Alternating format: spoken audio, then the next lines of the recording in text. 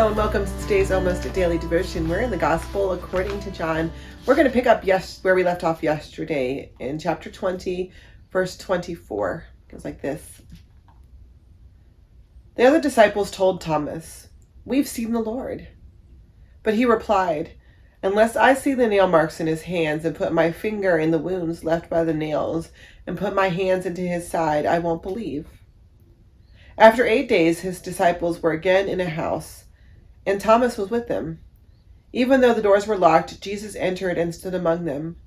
He said, "Peace be with you." Then he said to Thomas, "Put your finger here."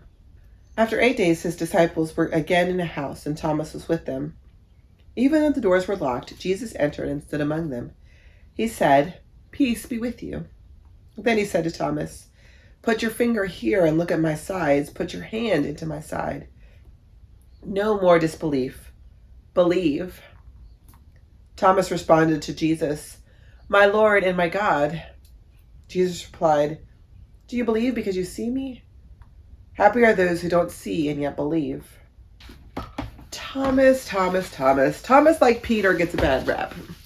Thomas doesn't appear in any of the other Gospels, not as a major character. His name appears in the list of disciples. We know that Matthew, Mark, Luke all tell us that Thomas exists, but Thomas doesn't get any feature stories. He's a bit player, an extra in the background. John, on the other hand, puts Thomas front and center. He gets 3 different stories in his gospel. Thomas goes out. Everybody else is locked in the upper room. Everybody else is afraid. They're scared. They've locked themselves in because they're worried about the world. They're scared about the world. And Thomas goes out looking for Jesus. He's the only one brave enough to leave the room. And so Jesus appears to the disciples and lets him touch them and put their hands in his nail marks and says, "Peace be with you." And Thomas misses the whole thing because he's outside looking for Jesus where Jesus isn't. And he comes back in, and all of his friends have seen Jesus. The resurrected Jesus touched Jesus, and they're telling him about it, and he doesn't believe them, which they didn't believe either. So it's not that Thomas doesn't believe in Jesus. It's not that Thomas doubts the resurrection necessarily. It's not that Thomas doubts any of that stuff. Thomas didn't believe his friends.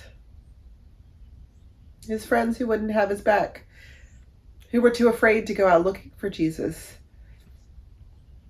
His concern is not whether Jesus rose from the dead. It's that he would and could and wanted to follow Jesus all the way until his death. And he didn't get blessed with the visitation.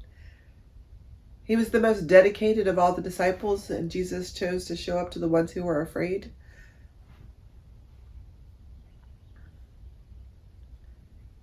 Jesus shows Thomas there's more to the faith